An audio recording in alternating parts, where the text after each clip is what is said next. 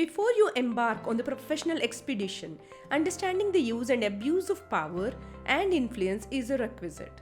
Possessing power and exercising influence are the qualities that create good teams and leaders.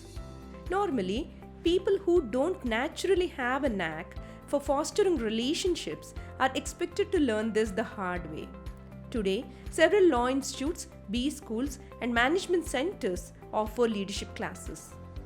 They teach how to realize one's power and to use it to influence others. However, the main job is to be done by yourself.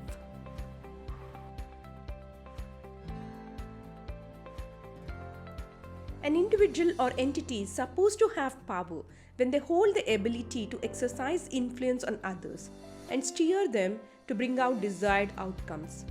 Power is the capacity to control others through any means.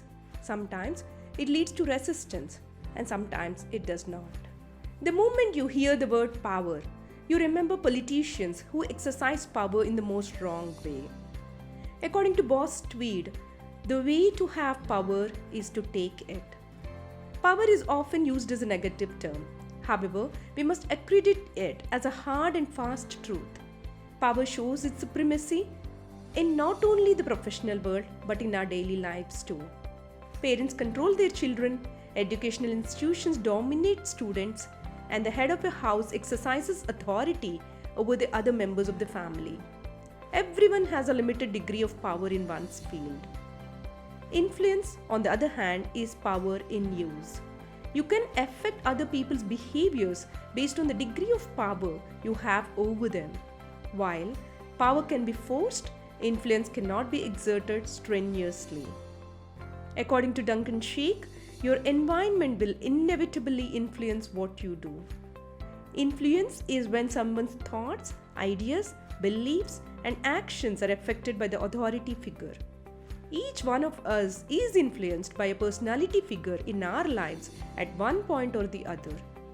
You try to follow what they say, you resonate with their ideas, thoughts, and beliefs. That one person influences you in one way or the other. For a good leader, influence over the people around him is a key asset. It creates an opportunity to build a successful career. Now that you understood the basic definitions of power and influence, let's look at various types of power. There have been various texts and papers attempting to classify power. The 6 most widely accepted classes of power are legitimate, reward, coercive, expert, referent, and informational. Number 1. Legitimate power.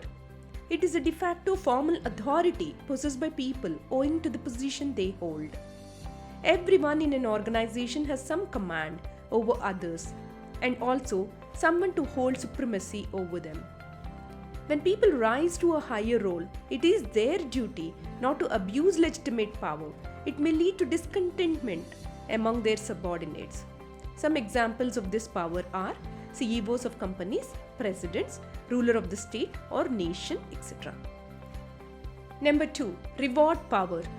When you can motivate people with monetary incentives like bonuses, pay raise, promotional opportunities, etc., the magnitude of your impact on their behaviors increases manifold. Number 3. Coercive power. Coercive power is based on the potential of the authority figure to penalize and punish its subordinates. Team leaders can issue sanctions against the ill-performing juniors or take away their perquisites. Coercion is ruled by force, though more successful than reward power, it leads to displeasure and demonstrates a failure of management. Constraint and intimidation won't lead to conformity in the long run. Number 4. Expert power. If you hold a top level skill, others are bound to acknowledge your prowess. This gives you a certain degree of power over them when they look up to you for guidance. The best aspect of expert power is that it is owned by you as you build competence and dexterity over the years. While your roles of command can be retracted, your expertise cannot be taken away from you. Keep on honing it to remain irreplaceable.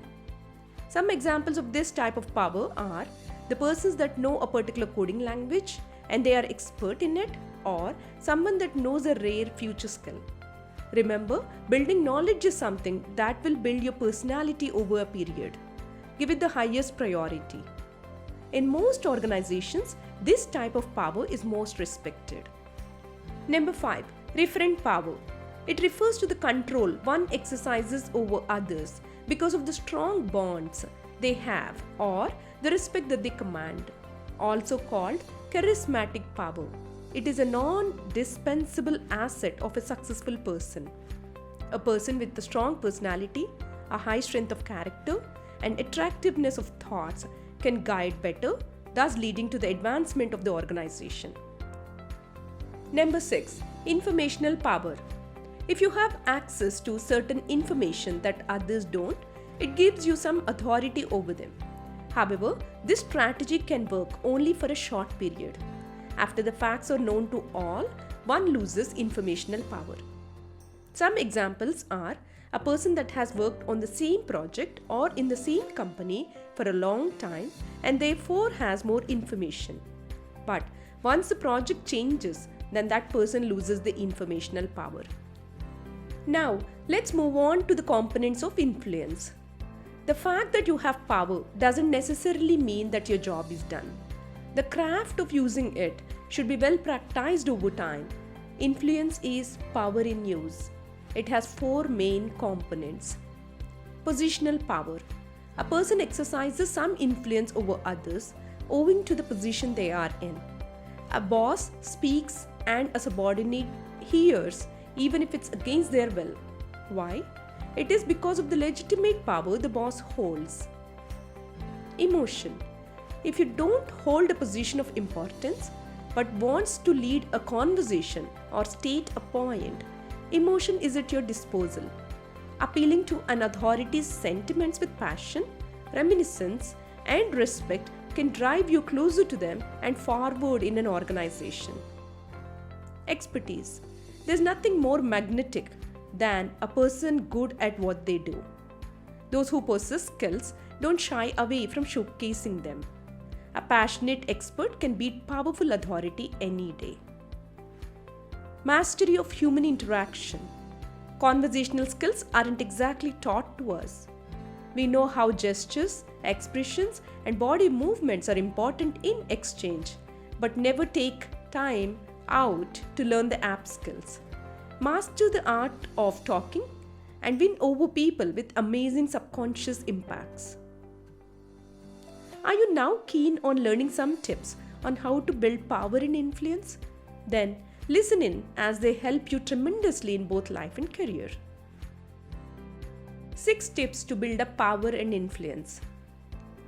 Understand the positional power you possess. When in a job, one must understand the formal power associated with one's current position. They should know the force and extent of authority they can exercise over others. Figuring out the best way to use your legitimate, reward, and coercive powers is a must to devise a befitting approach to superintendence. Realizing your limits is also an important and overlooked step. Develop your powers. Positional power is not sufficient to progress in the workplace. You need to build personal credibility as well. Authority, rewards, and coercions work up to a limit, after which it is a cachet that becomes more important. Leaders need to infuse a sense of purpose in their teams, and personal influence is the way to do that. Hone your skills. For an organization to grow, its leader must have pertinent skills in addition to leadership qualities.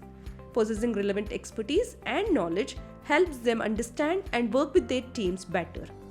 It makes them respected. Create a referent power base.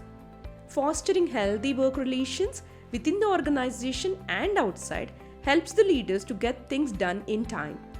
So, if you plan to scale heights, don't wait for promotions or even jobs to start building on your social networks. Do them right now. Fashion a positive working environment. It is a leader's affair to nurture a healthy work environment for their team. Everyone prefers working with a positive attitude, even if it's a little less money. As W. Edwards Deming says, monetary rewards are not a substitute for intrinsic motivation. Motivate your employees and they do their best. Being adaptive in their approach. You must learn to adapt to new situations and people. Not everyone can be handled in the same manner. Appreciate it. Accept that a change in the situation requires a change in attitude. According to statistics, happy employees are 12% more productive, take 10 times fewer sick holidays, and improve 37% of sales. To survive and grow in a profession, you need the support of people you work for and those you work with. You must understand the power you possess and use it to your advantage. Once you learn how to influence those around you, it is just a matter of time before success knocks. Building up wholesome work relations is a challenging task. For some, the flair is natural. For most, it is not difficult to cultivate such social aptitude. This is not something that we are taught, but something that can be learned over the years.